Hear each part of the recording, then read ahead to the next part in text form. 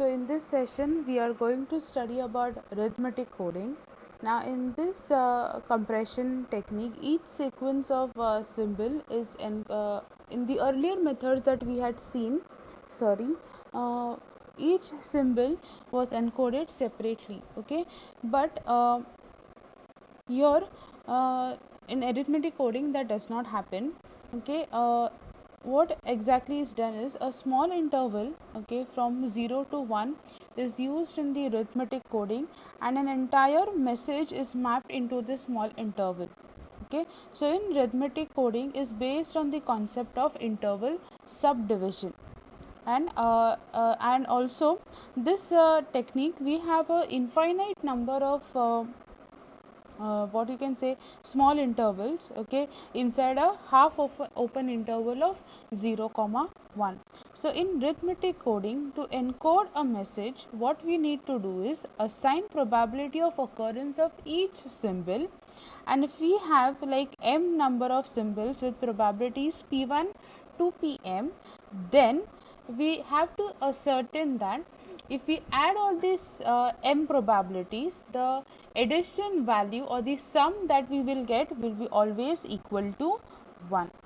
Okay, so this is mind boggling to assimilate so much information. So let's understand arithmetic coding by taking an example.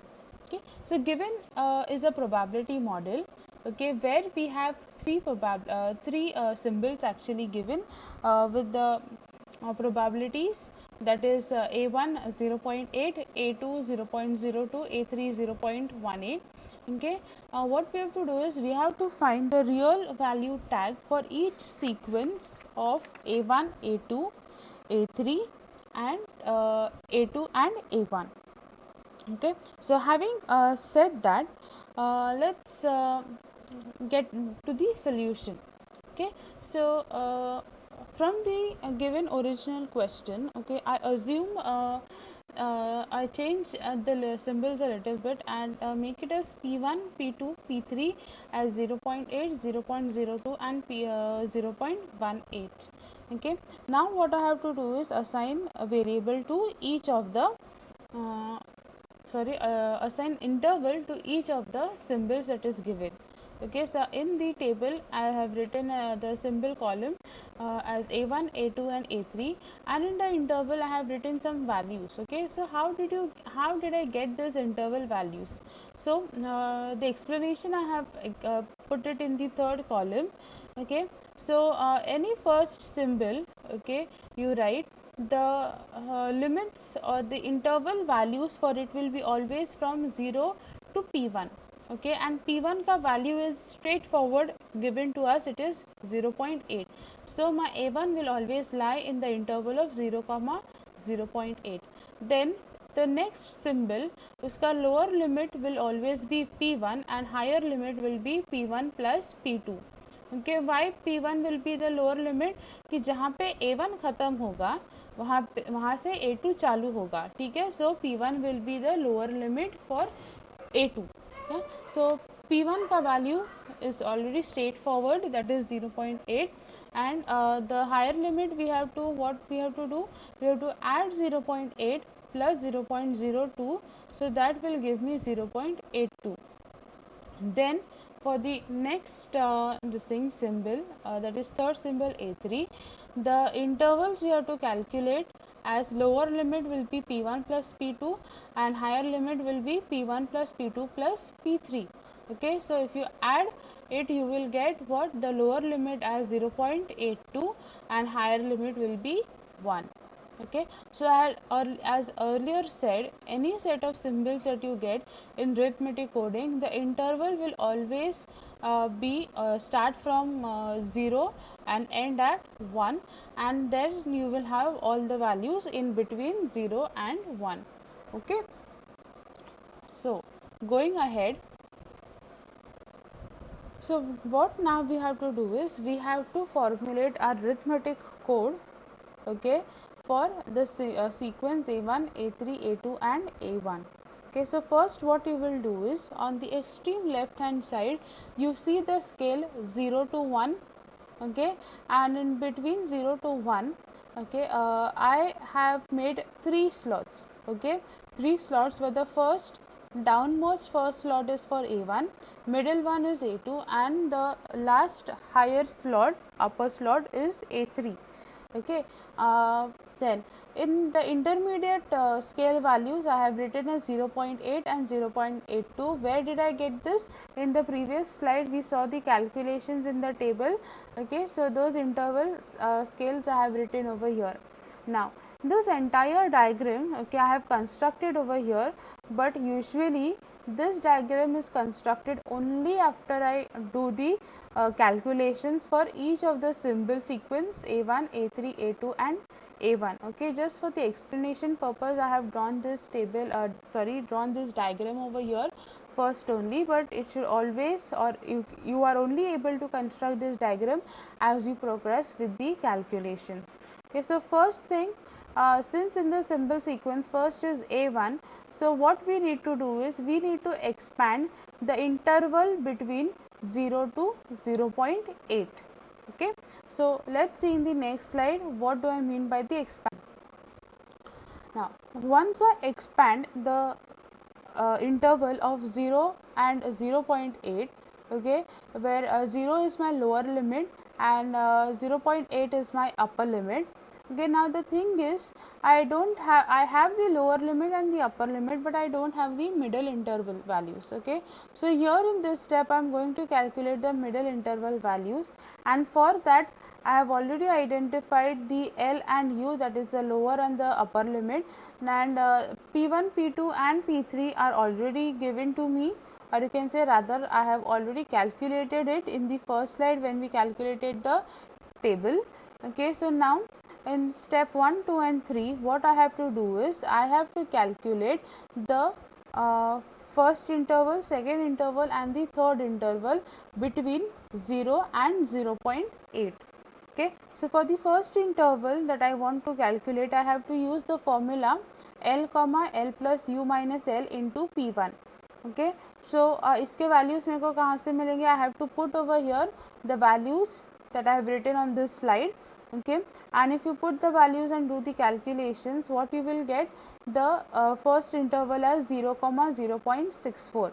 Then for the second interval between 0 to 0.8, I will use the formula L plus U minus L into P1, which will be my lower limit, and L plus U minus L into P2, which will be my higher limit. Okay, so if you put the values over there and calculate, you will get the middle interval values as 0.64 and 0.656. Then I have to go for calculating the third interval in the bigger interval of 0 comma 0.8. So for that I will use the formula L plus U minus L into P2 comma L plus U minus L into P3, and if you put the values, the lower and the upper limit that you are going to get is 0.656 and 0.8. So having said that, ना मैंने symbol sequence में जो first A1 है उसके लिए calculate किया. Now the next thing is I have to calculate for A3. A3 अगर आप प्रीवियस स्लाइड देखोगे तो उसमें मैंने जो सीक्वेंस लिखा था वो कैसे था, नीचे से अगर चालू करें तो A1, A2 एंड A3 था. सो A3 on the scale was the सबसे हाइएस्ट वाला slot. Okay, so now when I am calculating the middle interval values for A3, I have to expand the third slot. Okay, and that third slot is nothing but, you look at over here in this third step. Okay, 0.656 and 0.8. So you have to expand this. So in the next step, here you can see that my lower limit will be 0.656 and upper limit will be 0.8 and the given probabilities. Okay, so now I am going to calculate the middle intervals for A3. Okay, so if you when you are calculating the middle intervals, you have to refer the same formulas that you referred in the previous slide. Okay, so again here we will be doing 3 step calculations. Okay, that is for the first slot, then for the middle slot and then for the third slot. Okay, and these are the values you can calculate for yourself. These are the values that you should be getting. Okay. Then in the symbol sequence, the next symbol after A3 is A2. If you remember, in my original scale that I had drawn, okay, A2 occupies the middle slot. So now what I have to do is, in the next step that I am going to calculate the middle intervals, I will be expanding the middle slot, and middle slot is nothing but, in this second step you can see the limits 0.7712 and 0.77408. That is the scale that I am going to expand now. So look over here. Okay, for symbol A2, when I am calculating the middle interval values, the lower limit will be 0.7712 and upper limit will be 0.77408. Okay, now I have to expand it, and for expanding purpose the formulas remain the same as was the case in the previous slide. And if you do the calculations, okay, you should get the values which you see on my slide over here. Okay, having done this, okay, now it's time to look at the symbol sequence again. What do you see? That the next symbol is A1.